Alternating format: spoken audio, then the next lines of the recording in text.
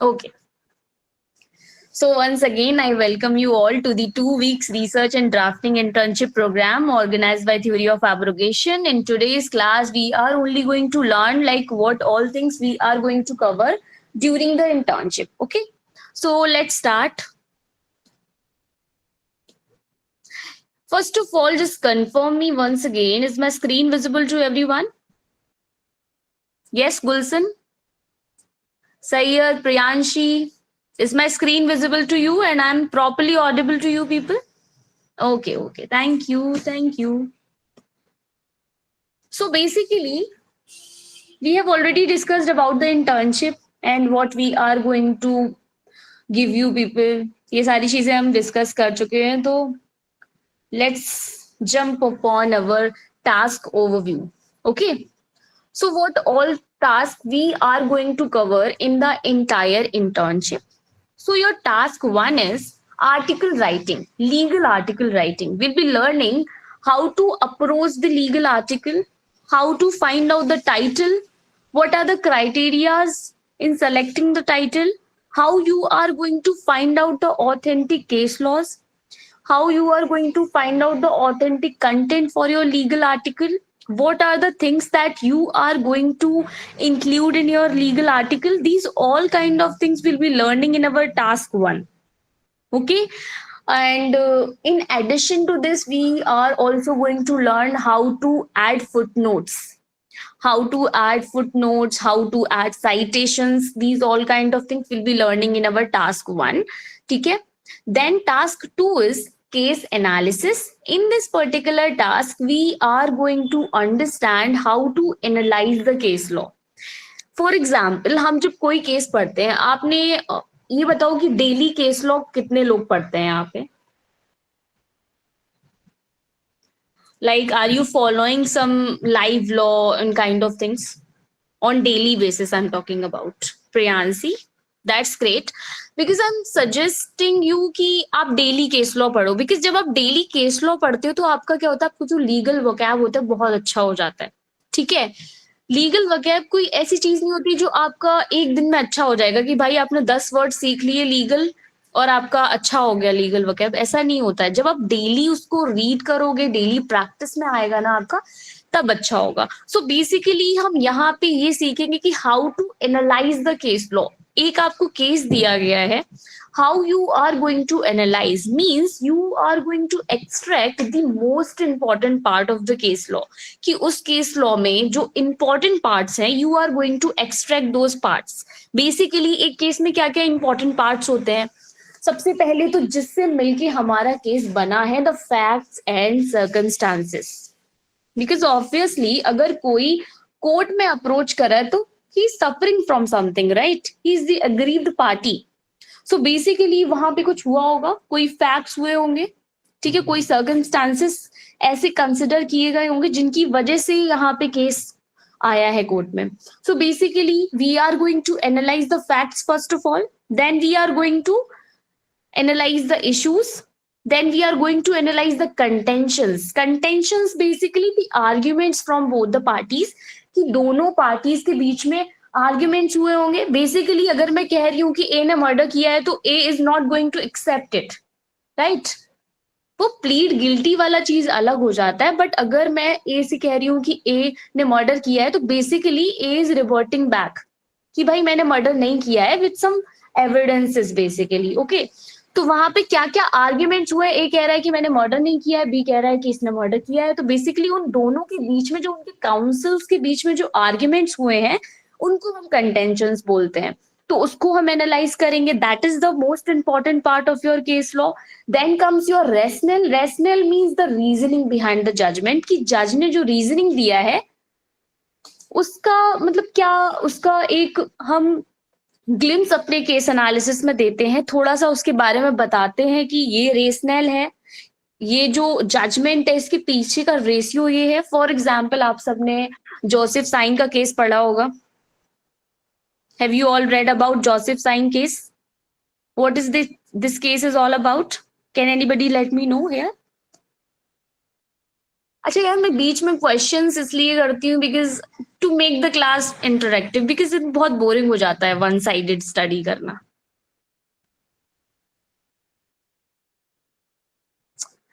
Isn't it one about LGBTQ? No, it's not about LGBTQ.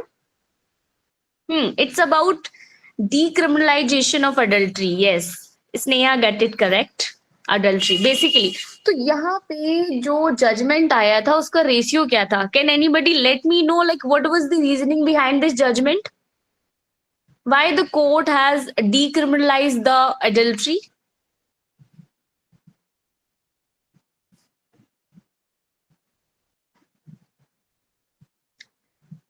Ratio. See, Sayed. Ratio is not the ratio of their what to say, assent or dissent. It is the ratio means the reasoning. Basically, जो judges थे उन्होंने क्या चीज analyse की जिसकी वजह से उन्होंने जजमेंट दिया वहां पे. Like reasoning basically.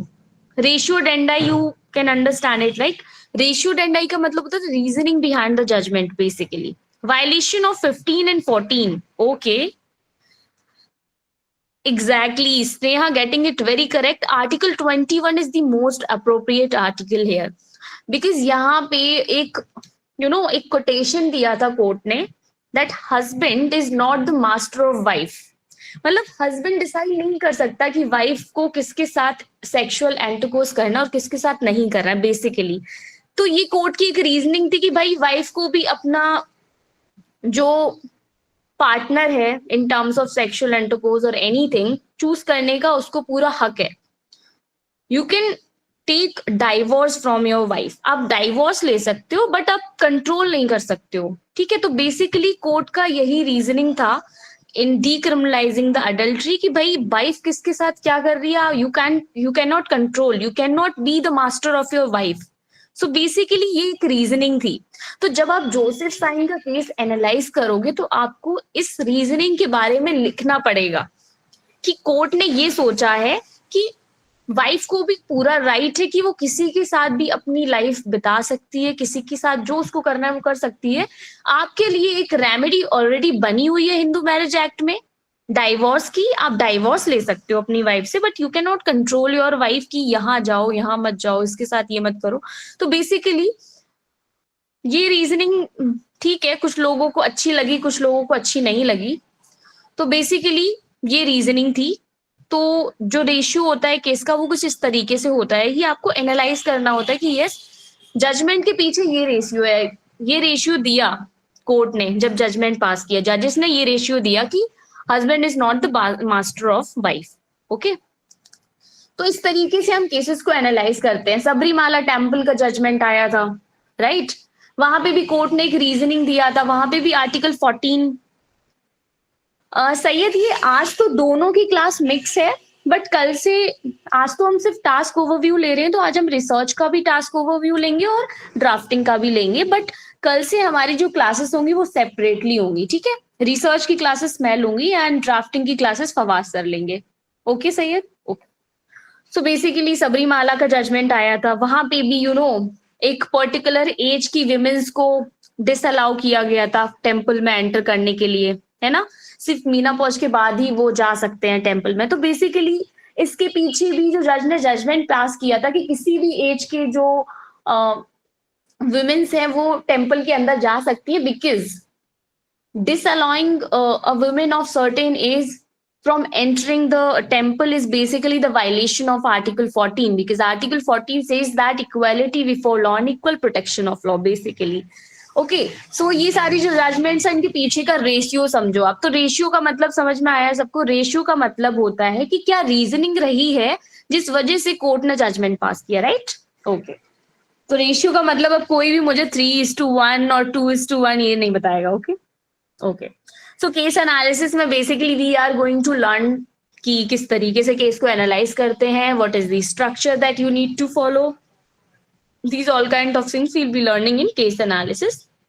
हम एक प्रॉपर फॉर्मेटिंग फॉलो करेंगे हम किस तरीके से उसका बेसिक स्ट्रक्चर प्रिपेयर करते हैं, किस तरीके से हम उसके आर्ग्यूमेंट्स प्रिपेयर करते हैं, किस तरीके से हम प्रेसिडेंट्स को लिखते हैं. प्रेसिडेंट्स यू नो ना, the previous case laws. Basically जो प्रीवियस केस लॉस जजेस रेफर करते हैं या फिर हम अपने आर्ग्यूमेंट्स में रेफर करते हैं, उनको हम प्रेसिडेंट्स बोलते हैं. ओके, आप प्रेसिडेंट्स को धीरे धीरे सीख जाओगे किस तरीके से फाइंड आउट करना है. ठीक है. Now comes your research paper, legal research paper writing. It is the most important part of your internship. इसमें we are going to learn the advanced level of research, how to find out the title, how to approach the legal research paper, what is the questions, research questions, what are the methodology. These all kind of things you'll be learning in this particular task, that is legal research paper writing. इसमें थोड़ा आपको और अच्छे से research आपकी और अच्छी होगी, काफी चीजें आपको सीखने को मिलेंगी बेसिकली. तो this is the most important part. ठीक है, सारे ही पार्ट इम्पॉर्टेंट हैं but this is something that is most important. Then comes your legal citation. Legal citation, देखो लीगल साइटेशन कई तरीके के होते हैं बट दो बहुत इंपॉर्टेंट लीगल साइटेशन है दैट यू मस्ट नो. कहीं पे भी आप लिखोगे, लीगल रिसर्च पेपर लिखोगे, थीसिस लिखोगे, डेजर्टेशन लिखोगे, whatever you are writing, you will be citing in these citation only. Blue book में लिखने को बोलेगा है वो आपसे, जो भी आपका जहां से भी आपको वो ऑफर आया होगा, तो या तो आपको ब्लू बुक में साइट करना होगा या तो आप ऑस्कोला में साइट करोगे. So these two are the most important legal citation. Will be learning these particular citation in our task 4. And then last but not the least, your write-ups. In write-ups, you are going to understand how to summarize the content. Basically, how to express your opinion in a very limited content, basically. Okay, तो यहाँ पे आपको क्या सीखने को मिलेगा? For example, research paper में आपके पास बहुत सारा कंटेंट होता है, ठीक है, बट राइटअप्स में क्या होता है? राइटअप में आपके पास बहुत लिमिटेड कंटेंट होता है एंड उस लिमिटेड कंटेंट में आपको अपना पूरा ओपिनियन रीडर को एक्सप्लेन करना होता है. फॉर एग्जाम्पल, अगर हमने अडल्ट्री के बारे में कुछ रिसर्च करी, we have ample of content, but उसमें से आपको कुछ इंपॉर्टेंट इंफॉर्मेशन सेलेक्ट करनी है and that particular important information you are giving to the reader. Okay, so basically ये जो सेलेक्शन ऑफ इंपॉर्टेंट इंफॉर्मेशन होता है, saturation of the important information, how you are going to do it? You are going to do it from write-ups. आपको write up से ये सारी चीजें सीखने को मिलेंगी, किस तरीके से कंटेंट को समराइज करना है, किस तरीके से आपको बहुत सारा जो कंटेंट है उसको सेलेक्ट करना है, most important information you need to give to the reader. Okay, so these all kind of things will be learning in the last task, that is write ups. ठीक है, तो ये सारे आपके टास्क हैं जो हम पूरी इंटर्नशिप के दौरान कवर करेंगे. ठीक है, and please I am requesting to you people, please attend the live classes because it is very important for you to understand these tasks, otherwise you will not be able to do it. ठीक है, अब आपके आते हैं drafting internship के task. Drafting internship में आप क्या क्या कवर करोगे? सो बेसिकली ड्राफ्टिंग इंटर्नशिप आपकी फवाद सर कवर कराएंगे, but I am here to let you know the task overview only. So basically the legal notice. अब लीगल नोटिस में आपकी 2 क्लासेस होंगी बेसिकली. कैसे क्लासेस वर्क करेंगी दैट आई विल बी, ठीक है, टेलिंग यू बेसिकली. तो लीगल नोटिस में क्या होगा? लीगल नोटिस में आपको पहले तो आपकी जो क्लास होगी, the first class will be your theoretical class.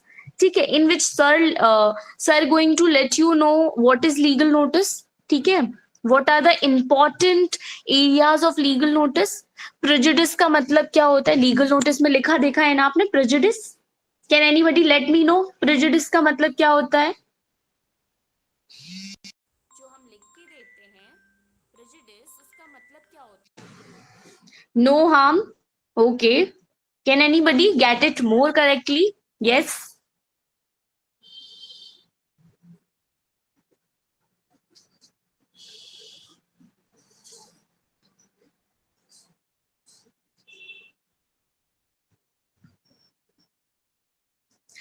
Without intimidation. Okay, this is the most appropriate answer. Without intimidation means you are not intimidating that particular person. You are just making that particular person alert about the legal proceedings कि भाई अब अगर तुमने response नहीं किया तो I will be going to start legal proceeding against you. So basically एक formal kind of communication होता है. इट्स नॉट एन इंटिमिडेशन कि भाई उसको धमका रहे हैं कि अब तुमने अगर अब नहीं पैसे दिए तो बेटा तुम कोर्ट में घसीटे जाओगे. तो basically this is not something कि आप किसी को इंटिमिडेट कर रहे हो. You just connecting that particular like connecting with that particular person in a very formal manner कि भाई ठीक है अगर इसका आपने रिप्लाई नहीं किया तो definitely I will B suing you in the court and you will be getting it the legal initiation from our side. Okay so basically ये प्रेजुडिस का मतलब होता है. तो इसी तरीके की चीजें फवाद सर आपको बताएंगे लीगल नोटिस वाली क्लास में. थ्योरेटिकल जो आपकी क्लास होगी उसमें आपको ये सारी टर्मिनोलॉजी सिखाई जाएंगी कि किस टर्म का क्या मतलब होता है, किस टर्म को आपको कहाँ पे यूज करना है. ओके तो लीगल नोटिस में किस तरीके के वर्ड्स आपको यूज करने हैं. For example my client stated that, इस तरीके के वर्ड्स यूज होते हैं ना. तो इस तरीके के वर्ड्स आपको कहाँ पे यूज करने हैं, कौन सा पैराग्राफ आपको कहाँ पे लिखना है. These all kind of things will be learning in the theoretical class. Okay then आपकी एक प्रैक्टिकल क्लास होगी. The second class will be your practical class of legal notice, जिसमें आप क्या सीखोगे कि लीगल नोटिस को लिखना कैसे है. What is the format. Okay तो फवाद सर आपको एक फॉर्मेट दिखाएंगे. Sir will be also giving you some questions जिन क्वेश्चंस के जरिए से आपको एक लीगल नोटिस प्रिपेयर करना होगा. So these all kind of things you'll be learning in your task 1, that is legal notice. Okay. Then comes your task 2, that is response to the legal notice. By legal notice आ गया. How you are going to reply that particular legal notice? How you are going to counter arguments? जो arguments legal notice में दिए गए हैं, जो allegations आपके ऊपर लगा रहा है सामने वाली पार्टी ने, जो एलिगेशंस आपके ऊपर लगाए हैं, how you are going to do the counter arguments through the reply. Exactly तो आप रिप्लाई करोगे तो बेसिकली रिप्लाई में जो आप काउंटर आर्ग्यूमेंट्स दोगे वो काउंटर आर्ग्यूमेंट्स कैसे प्रिपेयर करने हैं, क्या फॉर्मेट रहेगा उनका, किस तरीके से कौन से आर्ग्यूमेंट का आंसर करना है. ठीक है तो ये सारी चीजें आप टास्क 2 में सीखोगे. That is your response to legal notice और reply to legal notice. Sale deed आता है. सेल डीड को कैसे प्रिपेयर करोगे, कौन से इंपॉर्टेंट क्लॉजेस हैं that you need to insert in your sale deed. ठीक है कुछ इंपॉर्टेंट क्लॉजेस होते हैं जो हमें सेल डीड में लिखने होते हैं. For example name of the parties, क्या प्रोडक्ट का सेल हो रहा है, किस तरीके की क्या बिजनेस का क्या नेचर है, ये सारी चीजें क्लॉजेस में लिखी जाती हैं सेल डीड में. तो सेल डीड किस तरीके से प्रिपेयर करोगे, इसकी भी प्रैक्टिकल और थियोरेटिकल क्लासेस होंगी आपकी. Then comes your lease deed. अगर आपने कोई भी चीज लीज पे दी है तो लेसर और लेसी के बीच में दो. The exact time will be for the research class your 9 to 10. And drafting class का मैं एक बार आपको कंफर्म करके बता दूंगी. एंड रिसर्च क्लास का जो आपका टाइम रहेगा दैट विल बी 9 to 10. ठीक है 9 to 10 PM. और फिर जो लीज डीड है उसमें क्या क्या इंपॉर्टेंट क्लॉजेस हैं, लेसर की डिटेल्स, लेसी की डिटेल्स, अमाउंट ऑफ लीज, ये सारी चीजें आप लीज डीड में लिखते हो. ठीक है क्या क्लॉजेस आपको कहाँ पे इंसर्ट करना है, ये सारी चीजें आप लीज डीड में सीखोगे. देन अग्रीमेंट टू सेल, किस तरीके से अग्रीमेंट को प्रिपेयर करना है, क्या फॉर्मेट है, ये सारी चीजें. ठीक है देन पेटिशन फाइलिंग, पिटिशन किस तरीके से फाइल करते हैं. देन योर विल, विल कैसे ड्राफ्ट करेंगे, विल को कौन एग्जीक्यूट करता है, कुछ थियोरेटिकल नॉलेज जो आपको इंपॉर्टेंट है बिल के बारे में जानना.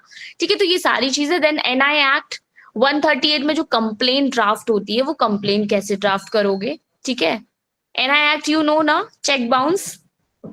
Section 138 of NI act is related to what, related to cheque bounce. तो चेक बाउंस की कंप्लेन किस तरीके से फाइल होती है, ये सारी चीजें आप अपने ड्राफ्टिंग इंटर्नशिप में कवर करोगे. Yes dishonour of cheque. So basically ये सारी चीजें आप अपने ड्राफ्टिंग वाले टास्क जो भी आपके होंगे उनमें कवर करने वाले हो. ठीक है okay any confusion about the task. बाकी अगर कुछ भी आपको एडिशनल लगता है that you want to learn in research or in drafting, you can definitely connect with me or Fawaz sir. If there is something that is related to research, then you can connect with me, and if there is something that is related to drafting only, then you can connect with sir. Okay. कुछ भी additional आपको सीखना है, कोई भी चीज जो आपकी इंटर्नशिप में कवर नहीं हो पा रही है but you want to learn, you can connect with me. I'll be definitely going to schedule a meeting with you and we'll be learning those particular things as well. Okay.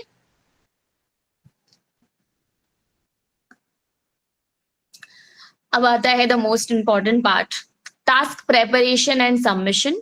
Task preparation और submission का क्या process रहेगा? So basically task preparation का process आपको पता है, पहले एक मीटिंग होगी जिस मीटिंग में I will be telling you how to do that particular task, what are the essentials of that particular task, what I am expecting from you. ठीक है, ये सारी चीजें हम मीटिंग में करेंगे. उसके बाद I will be sharing a Google form with you, ठीक है, in which you are going to submit your task that you have prepared. ठीक है, जो टास्क आपको मैंने करने को दिया होगा वो टास्क आपको प्रिपेयर करना है. Then you will be submitting that particular task via Google form that I will be sharing in the group. Okay, जो मैं ग्रुप में शेयर करूंगी आपको उस गूगल फॉर्म के थ्रू अपना टास्क सबमिट करना है. I will be checking that particular task and I will be suggesting you the changes जो भी उस टास्क में होंगे. ठीक है, वो मैं सजेस्ट करूंगी. And I will be also providing you one query seat in which you are going to write your query. I'll be answering each and every query on every morning. Okay. Now, rules and regulations of this particular internship. सबसे पहला rule ये है, you need to complete each and every task on time. एक task को करने के लिए almost you have 5 to 6 days. ठीक है, 5 से 6 दिन होंगे आपके पास एक टास्क को कंप्लीट करने के लिए. तो I think this time is enough for you people to complete one task. ठीक है, तो please try to complete your task on time, otherwise you will be leaving behind. आप पीछे छूट जाओगे और बाकी के टास्क मैं कराती रहूंगी, आपको कुछ समझ में नहीं आएगा. तो मेरे साथ चलो, मैंने जो टास्क दिया है कंप्लीट करो. नेक्स्ट टास्क में क्लास में आओ, वो सीखो, वो कंप्लीट करो. मेरे साथ चलोगे तो you will be learning lot of things, otherwise you will be leaving behind and nothing else. Okay, तो सारे टास्क टाइम पे अटेंड करने हैं, plus attendance is mandatory. And I have already told you people कि आपको class में आना है, लाइव क्लास अटेंड करनी है. ओके, डेलीगेशंस परमिसिबल हैं अगर आपके जेन्युइन रीजंस हैं, like you are out of the town, you have some health issues, तो आपको डेलीगेशन मिल जाएगा. Otherwise please please please be attentive in the live classes. Okay, then अगर आप टास्क सबमिट नहीं कर पा रहे, you are unable to submit your task, genuine reasons हैं, आपको कोई प्रॉब्लम है, हेल्थ प्रॉब्लम है, you are out of time, family में कोई प्रॉब्लम है, तो ये सारी चीजें यू कैन कन्वे. ठीक है, आप मुझे कन्वे कर सकते हो. और you can connect with me via my mail, or you can also message me over WhatsApp. You can also call me. ठीक है, whatever feasible for you. Like there is nothing that is formal. अगर आप out of town हो, कोई problem है, it's emergency, it's unavoidable emergency, then you can also call me. ऐसा नहीं है कि भाई मैम ने बोल दिया मेल करना तो मेल ही करना है, चाहे भले कुछ भी हो रहा हो, ऐसा कुछ नहीं है. You can also call me. You can also just WhatsApp me whatever problem with you. Okay,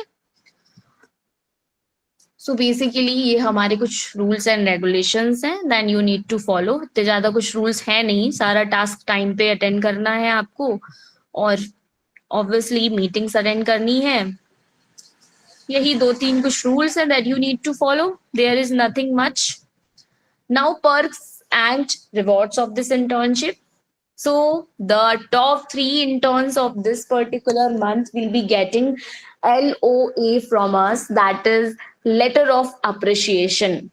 I'll be giving you people the letter of appreciation, जिसमें मैं appreciate करूंगी आपके वर्क को. ठीक है, तो ये बेसिकली जो क्राइटेरिया होगा डिसाइड करने का बेस्ट इंटर्न्स, वो जो क्राइटेरिया होगा वो आपके टास्क पे डिपेंड करेगा. कि आपने अपने टास्क कितने अच्छे से प्रिपेयर किए हैं. ओके, देन कंप्लीशन सर्टिफिकेट सबको मिलेगा इंटर्नशिप के कंप्लीट होने के बाद. Third, your weekly quizzes for the interns. See, you will be having quizzes as well. ठीक है, after each and every class, I'll be taking some quizzes related to the class only. The question will be related to the class only. So you will be getting some questions related to the class, and the quiz will be um, from, I guess, tomorrow. ठीक है, कल से ही start हो जाएगी और ये WhatsApp पोल के ही through होगी. ठीक है, हम यहाँ पे कुछ क्वेश्चंस आपको देंगे, you will be answering those particular questions and yeah that's how it works. Now obviously you will be enhancing your cv in hand. Okay, so these are some perks and rewards of this particular internship. So once again, I welcome you all in this internship program. You will be learning a lot things from this particular internship. So that's it for today's class. If anybody have any kind of questions, you people can ask me.